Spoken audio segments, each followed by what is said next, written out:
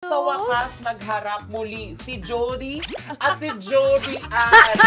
Yung isa hindi ko nababanggitin. Kasi nung nagpunta ako doon, wala nakipag-usap sa akin. Mag-i-inquire lang ako. Ay! Naniniwala kami na talagang bagay kayong magsama sa isang pangmalakasang serye. Kayo mga nag-AI ng pagmumukha ko para makabenta kayo Ay! ng pots and pans. Ayan. Bad yun! Bad yun. Parang napapanahon kasi na magbigay tayo ng kwento ng teleserye na may value. So kung mag-aral ng prosthetics, Tapos akin ka nakatingin ng prosthetic. ay alam mo, automatic. Pian! Sa Hello everyone! We are cooking something big for you today dahil sobrang special ng episode natin. At sa ilang sandali lamang, pakinggan niya to, a queen will arrive and grace us with her presence. Kaya naman, let's drink to that! Hello friends! Hello buddies! Every day, there's always a reason to celebrate. Kaya naman, let's drink to that! Ayan, diba? hello to my favorite drinking buddies in the world. Oh, Wala naman daw siyang choice. Rina, ang tanong ko sa inyo, question of the day muna tayo. Pagdating sa kitchen, ano yung mga bet na bet niyong lutuin? Ako pag nagluluto, mahilig ako talaga sa mga maaanghang. Oh. Mga spicy, mga laing, ganyan. Or anything na simple, pero bibigyan ko ng kick sa mga ganyan. How about you? Ako, mahilig din ako sa maanghang. Kaya ang pinaka-specialty ko talaga ate, kimchi jjigae. Na parang Koreana ako. Kimchi jjigae? Yes, kimchi stew. Ay, ito, ganon. ate. Ako dahil sa takot ako sa maanghang. Ayun Ay, lang. oo lang. Yung ano lang, yung gusto ko basta simple lang, ganyan. Ano favorite mo lutuin? Favorite kong lutuin, iba-iba. Basically, Filipino comfort food. Like? Kaya sinigang. Sinigang. Pero, sinigang na lechon. Ay, shal! Pero mas pasasarapin pa natin ang usapan dahil ang guest drinking buddy natin for today ay Reyna ng kusina. Oh. Pero hindi lang ito ang sakop ng powers niya dahil through the years, minahal na natin siya bilang Reyna ng telebisyon Of course. at pelikula. Kaya naman today on Let's Drink to That, we are so honored to have here with us ang nag-iisang Judy Ann Santos!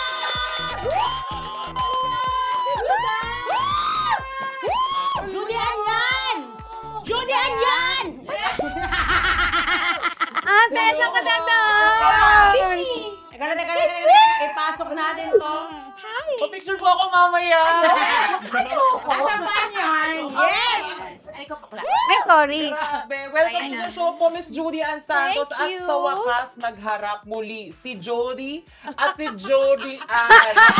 Favorite yung mga bakla, oo. Pero eto na nga, medyo nahalungkot ko sa Google na apparently, kayo pala ay nagsama before sa Judy Ann Drama Special. Yes. At kasama si Ate Jody. Baby pa siya noon. Oh. I was relatively new in the business. As in, kaka-start ko pa lang. And I was given the chance to guest sa show ni Ate Juday na parang, nakaka-stars na. Kasi syempre, Judy Ann Santos Ann. di ba? Grabe. Tapos sa Zambales kami nag-shoot.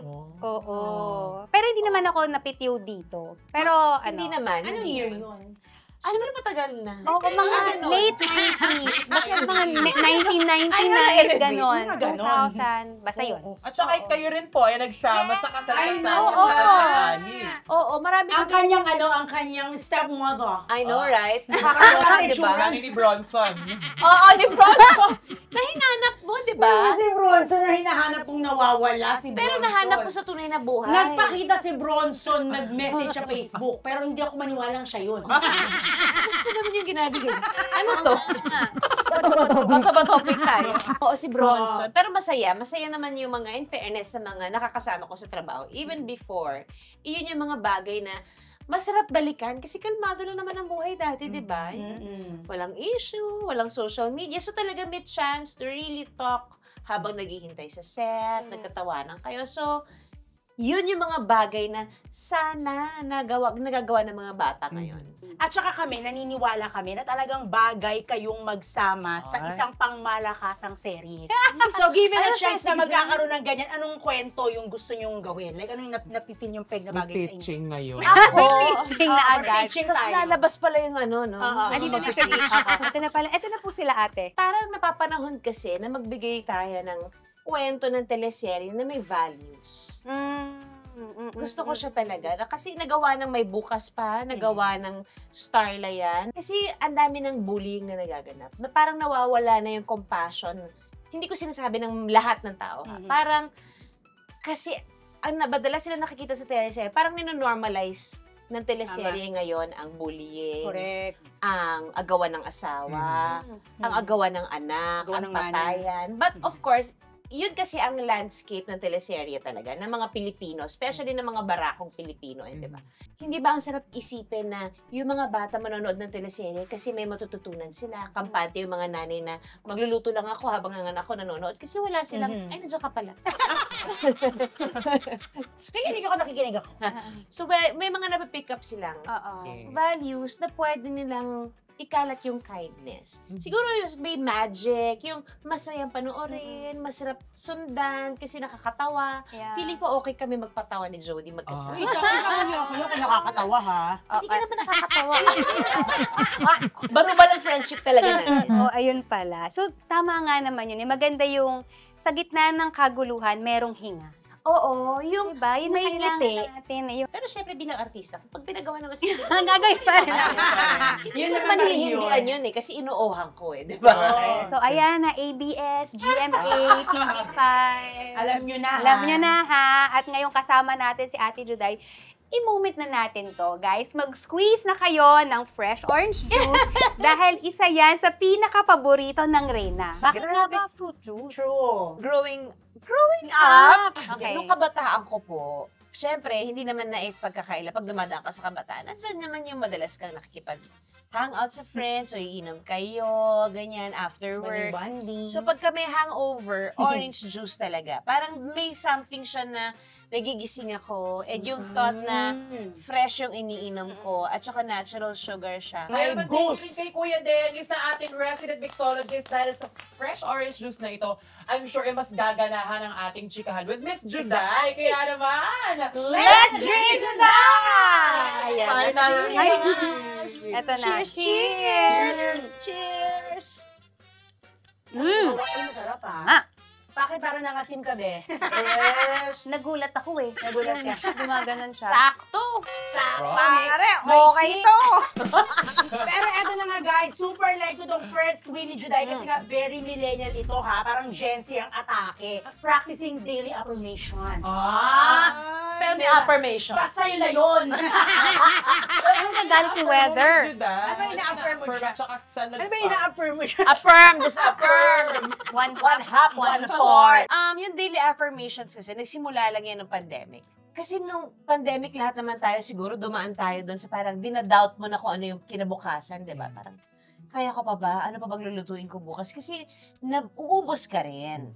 Nauubos ka rin makipag-usap ng magbigay ng time sa ibang tao, plus the fact na sinubsob ko rin yung sarili ko noon sa kusina because dinidisregard ko yung thought na may nangyayari.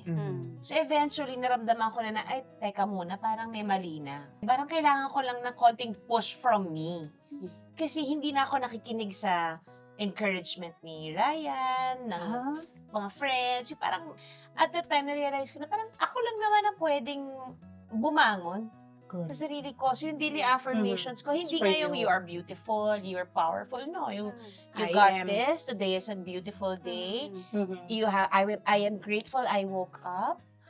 Grateful ako na healthy ang mga anak ko. Grateful ako. Yung more on gratefulness. Being grateful for just the Simple thought things. of gumising ka sa umaga Yes. at lahat kayo ay okay at healthy. And then, nararamdaman ko na parang, okay pala to. First thing in the morning kasi nung time na yun, ang kukunin mo kagad cellphone eh. Yeah. Diba? So, tinanggal ko siya sa sistema ko. First thing I do every morning, Affirmations. bago talaga, pagkadilat, magdadasal ako. Yung mabigyan ko lang ng konting thankfulness, yung mga blessings na binibigay ni Lord sa akin. Kasi kailangan, siya lang yung talaga yung mag-ground kasi sa'yo. Pag dumating ka sa point na kailangan kanya i-ground, i-ground ka niya kahit anong estado mo sa buhay. At saka yung pandemic, ang dami talagang nagbago sa atin. Ay, Bilang oo. mga tao, ang Oo. daming binago sa atin na to the point na ipul natin mula, yung mga sarili natin sa lusa. Sa pandemic. Diba? Yan ang makukuha. Pero ate, ito kung meron kang message dun sa mga, of course, sa mga viewers natin, sa mga tao tungkol sa pagiging mas confident and mas compassionate sa sarili, ano yun? Kumbaga, ano yung gusto mong i-share sa kanila? Kailangan nilang pakinggan kung ano yung hinihingi ng sarili nila. Mula sa pagod emotionally, spiritually, physically. Kasi, at saka alagaan yung sarili. If ikaw mismo sa sarili mo, hindi mo naiintindihan kung ano yung nararamdaman mo, kung ano yung emotion mo at that time, and kung hanggang saan mo pa kayang makisama, okay lang naman na minsan kumalas ka sa routine. Kasi kung hindi mo na kaya, wag mo nang i-push. Nababurnout ako, late na ako dumadating sa set, hindi na ako masaya, kasi sinasagad ko. And then na-realize ko na, pwede ko naman pala itong i-angulo ng balansyado na mapaplease ko rin yung mga tao at maaalagaan ko rin yung sarili ko at the same time. So I think it's really important na before you please other people, you have to listen to yourself first. You have to please yourself first. Ganda. Ganda yun. Kaya naman para sa good vibes. I know. Breaking ng cycle, lahat ni Miss Juday. Let's drink to that! I know, di ba? Hindi ko pa nakakain yung nachos. Let's drink to that. Let's break cycles. Nakakaiyak naman yung pag kay Juday ka nakikinig, di ba? Bakit? Di ba? Parang for ano talaga? Kasi speaking from experience, Correct. kumaga dumaan siya doon and then nakahanap siya ng way para, tulad nga sabi niya kayo, na ibangon yung sarili niya. Mas maging compassionate sa sarili niya. Parang you can't give what you don't have. So, kailangan self-care is a must. Hindi naman kailangan na mag-spa ka everyday. Magastos Pero, na. kung ayun na ang kaligayahan mo, yun ang Once in a pleasure while, mo, yes. yung simple pleasure mo, Right. go! Okay lang naman na mag-indulge ka paminsan. Grabe yung So, Judy Ann. Kailangan mo lang siyang balansehin. Yes. Tama. 10 claps. Judy Ann! Judy Ann! Sa Ayoko! I don't like! Ibobo! Ito muna, bago tayo magbotohan, ito muna ang next win ni ate. Ay! Graduating last January sa Center for Asian Culinary Wow. Studies para sa additional na culinary knowledge. Congratulations. Congratulations! Kaibigan, no, ng pag-aaral. And iba kasi talaga yung mga techniques when it comes to cooking.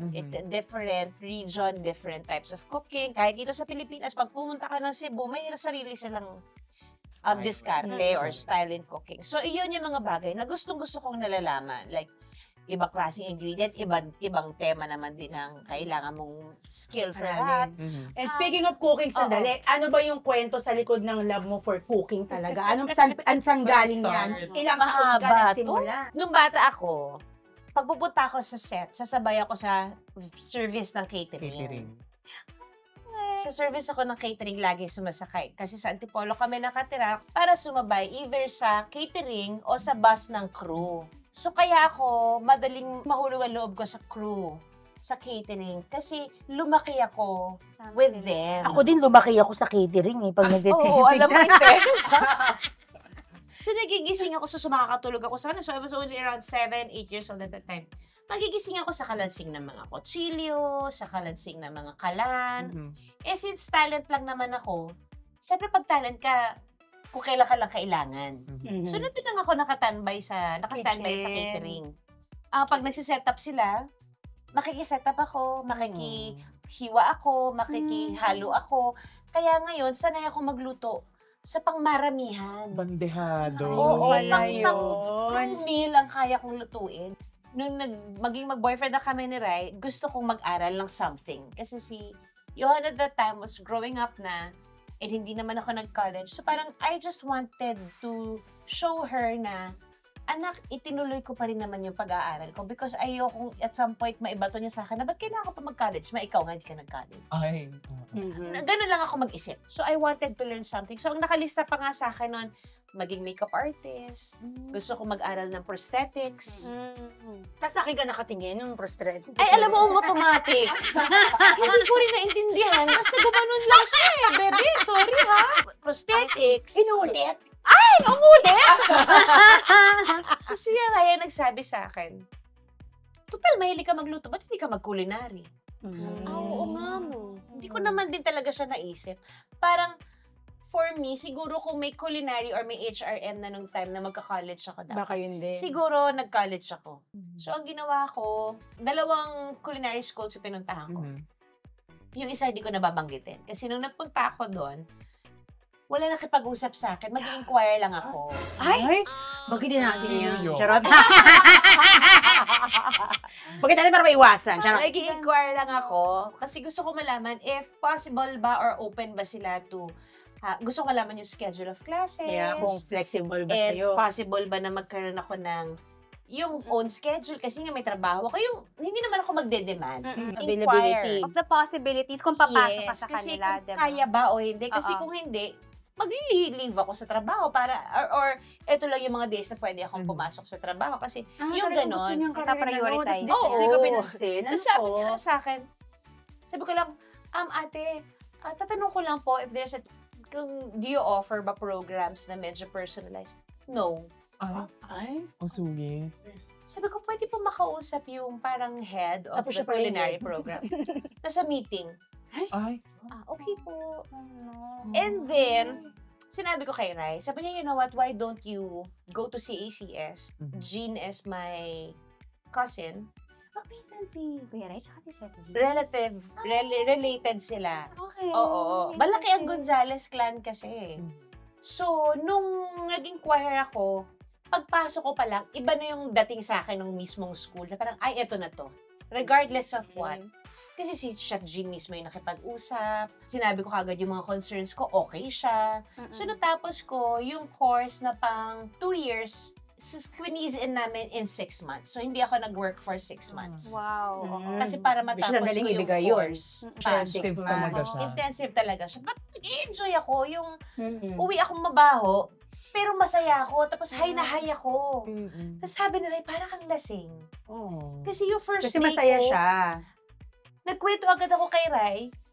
Tapos siguro dahil nakainom din ako, hindi na ako niluluto. Yung pala yun.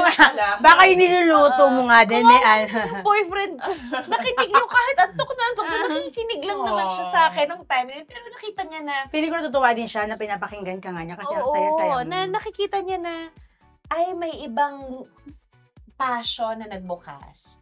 Ako naman, nakitaan ko na, ay, may iba pala akong pwede Pwedeng pang gawin. Hindi naging mahirap sa akin na gumising everyday and umuwi ng late. Hindi siya trabaho for you. Oo, hindi siya eskwelahan para sa akin. Learning moments ko siya. Fast forward to now, eto na, meron kang Oo, yung Angry sikat na sikat na Angry restaurant. Dobo, yes. Grabe. Ano ate feeling mo? Parang fulfillment ba to ng isang dream? Pinangarap mo ba na magkaroon din ng sarili mong restaurant? Feeling ko lahat naman na nag-culinary at mahilig magluto. Yun ang end goal yung magkaroon ka ng restaurant. Yung magawa mo yung creations mo and ma-share mo sa mga tao. Ano siya it is very, very challenging, especially na inabot kami ng pandemic. Kasi kabubukas lang namin ng 2019. Soft opened in May 2019, and then the one is in Westgate, nag-open kami December 2019. And then pandemic hit March 2020. Wow, oo. So talagang nakakabaliw. Nung time na yun, ang goal na lang namin was, okay, kasi yun din yung hindi na rin yung license ng ABS. So, ang daming walang trabaho, diba? So, ang goal na lang namin ni Ryan, okay, we will keep Angry Dobo open just so wala na lang madagdagan ng mawala ng trabaho. So, pivot kami ng pivot para lang, enough lang na may maipangpasweldo kami, enough na makatulong pa kami sa ibang tao. So, din ako gumagawa ng mga food for the frontliners. Kumbaga, it is not just giving back, but yung we're in this together. Pantay-pantay tayo dito, sabay-sabay natin itong haharapin at lalagpasan. So, Ngayon, magsa 7 years na yung Angry Dobo. Congrats! Nakaka-happy lang kasi nakakapag-chef's night ako. So, may playground ako apart from just making Filipino comfort food. Gusto ko siya kasi ibang-iba siya from acting. Ibang-iba rin yung pagiging chef mo sa sarili mong kusina. You have your own team to mentor. And gusto ko rin na, there are some students that would want to interview me not because of being a celebrity, but because of being a chef. So parang, totoo na ba talaga? Totoo ba niya to? talaga siya. Si Juday. Totoo ba to? I May love mga it. ganun lang. Pero speaking of, bilang gusto na namin matuto, kailan daw po kayo magre-release ng bagong cookbook at kailan po ang bagong episode ng Juice Yes. Kitchen? 6 Oo nga. months ago na po. Inaabangan na talaga nila. Gumalaw ka na daw. May gimmick barkada. Yes, so 6 months na pala yung Ralph.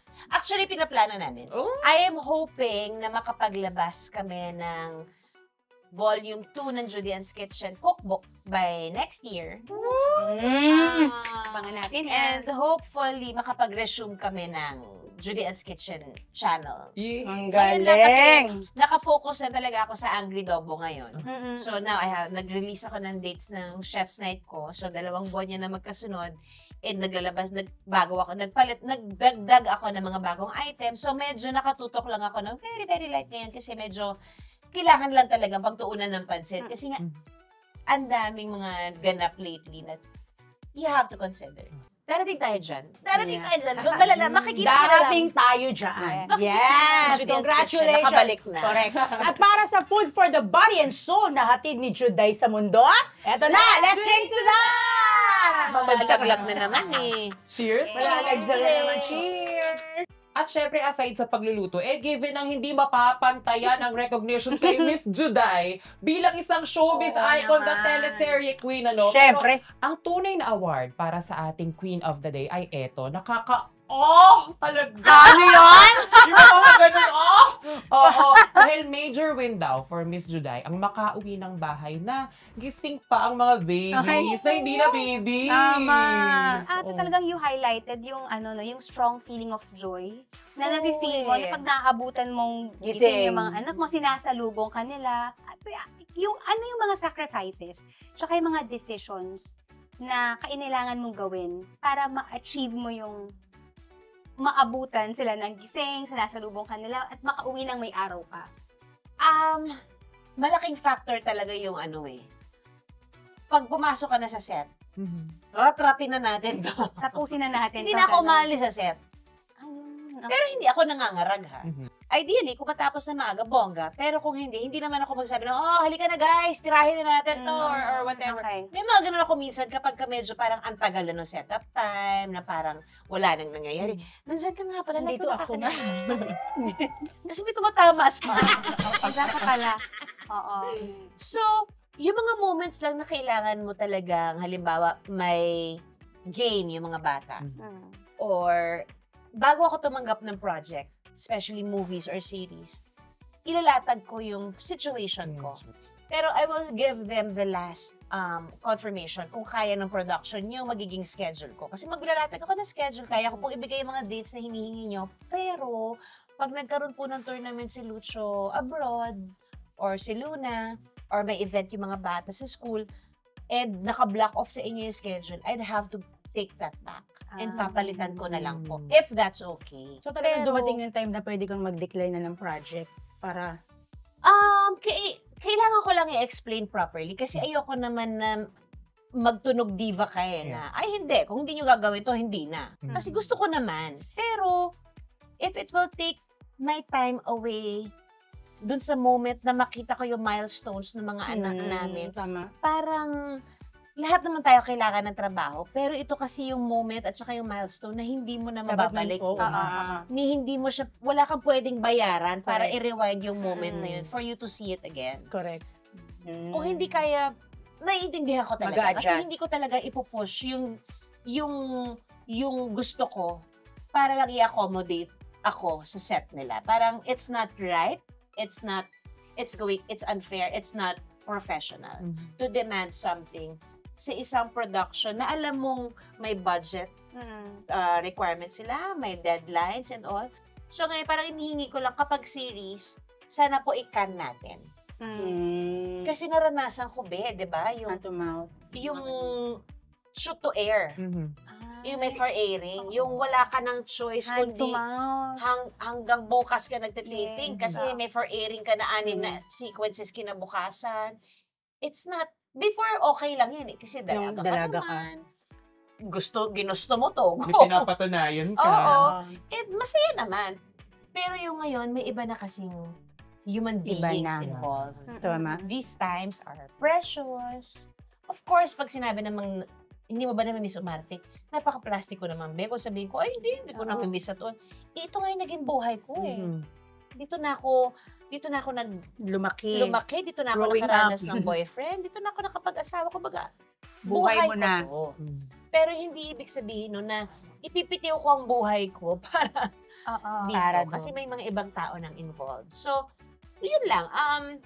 Pero syempre, pag tatanggap ako ng projects, sasabihin ko sa mga anak ko, Mhm. may project na gagawin si mami ngayon. So, nung ginawa ko yung Espantaho, and explain ko sa kanila yung project, excited sila na horror, excited silang mapanood yung movie. So, naiintindihan din nila na may mga Hinahanap mo moments na hindi ako makakauwi ng gising pa sila. Ito na nga, sis, ang panganay mong si Johan ay singeris na rin ngayon, ha? At talaga namang enjoy na enjoy ang mga tao na manood ng kanyang mga YouTube covers. Ano naman ang pakiramdam mo that she's making a name for herself? Ano ba naman kayo? Hindi naman nalalayo. Yun na nga! Kasi alam naman namin sa'yo talaga nagmana. Oh, double platinum! Sample! Sample! Sample! Sample! Not once, but twice! O ba sample? Hindi na tapos na yun. Ibigay na lang natin kay Johan yan. Hindi, of course proud, because ang may pinaka-ano naman dyan is, pinaka-importante is, gusto niya yung ginagawa niya. Ever since nang bata pa yan, performer talaga siya. Mahilig siyang kumanta, mahilig siyang sumayaw, and she loves entertaining. So kami naman, best Support supporting lang. actor and actress naman kami as parents. At lalo. Sana tawa. Comment ka sa akin. Ay, Manalo. ang saya. So, ano Ujudian lang siya, yan. basta ang rule of thumb lang naman, in all our 3 kids, whatever you want to do in the future, it's totally fine. Just finish your studies. Yan talaga. Aww. And also, that's showing importance, no? Sa pag-aaral. Yung pinapahalagahan mo yung value ng education. Bilang napunta tayo sa knowledge, kukumustahin ko naman po yung knowledge nyo na after nito, may uuwian po kayong gwapong asawa. Ryan Agoncillo na napagkagawa ko hanggang ngayon. Trust nyo pa rin daw po si Mr. Ryan Agoncillo. Kinikilig pa rin siya. Oo, alam mo, pinagmamasdan ko pa rin siya. Yung, oo, kasi Uy, ganun. napakahusay pumorma ni Ryan. Harry Potter. Oo, di ba? May mga moments kasi na ang bagets ni pumorma. Bilib na bilib ako sa asawa ko magbihis. Yung, ang cute naman ito.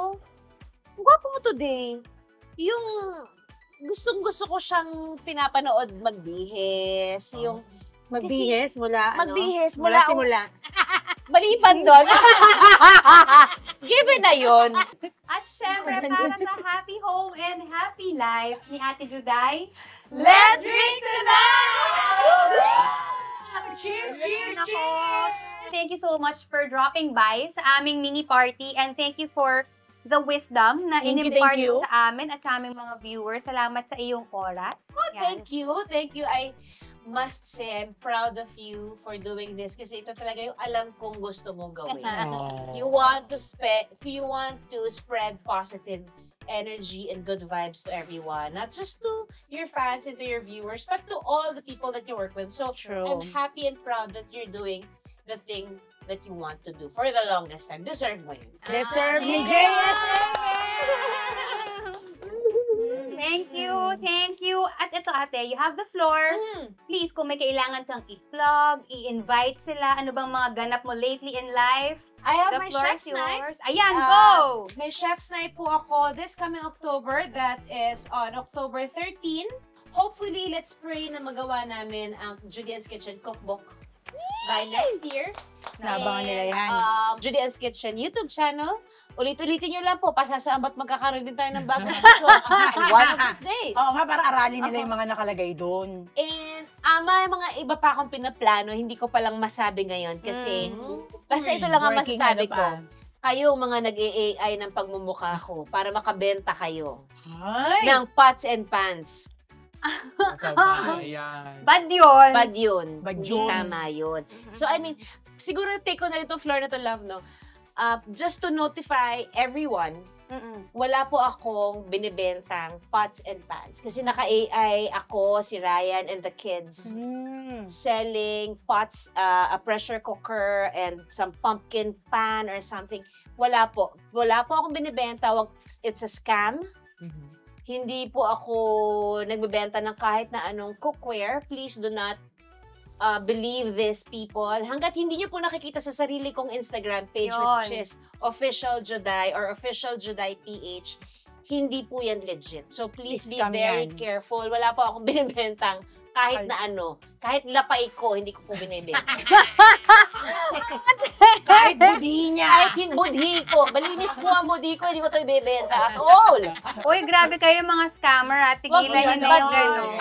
Bad. Karma is real. And sa mga viewers and fans ni Ate Juday, be vigilant din. So you heard it from her na hindi sila nag-endorse ng mga pots and pans na Nakikita nyo. ini-AI ng mga scammers. Gagawa ako ng sarili ko. Abangan niyo yan! Tama, why not? Oh, naipangahampas ko sa Eto nga, inyo. sisimulan ko na eh. Once again, thank you for drinking and celebrating with us, Miss Judy Ann Santos Agoncillo. Thank you! Maraming salamat din, AC and China. Thank you, JSM! At syempre, please like, comment, and share this vlog episode. At syempre, mag-subscribe na rin kayo sa The Days of channel. At click the buttons below. Yan. At kung meron naman kayong mga request na mga guest drinking buddy, drop nyo na mga pangalan dyan sa comment section para ma-book na namin yung mga yarn. For inspiring kwentuhan at inuman na may hatid na good vibes, you are always welcome to join our mini party because every day there's always a reason to celebrate. Let's drink to that!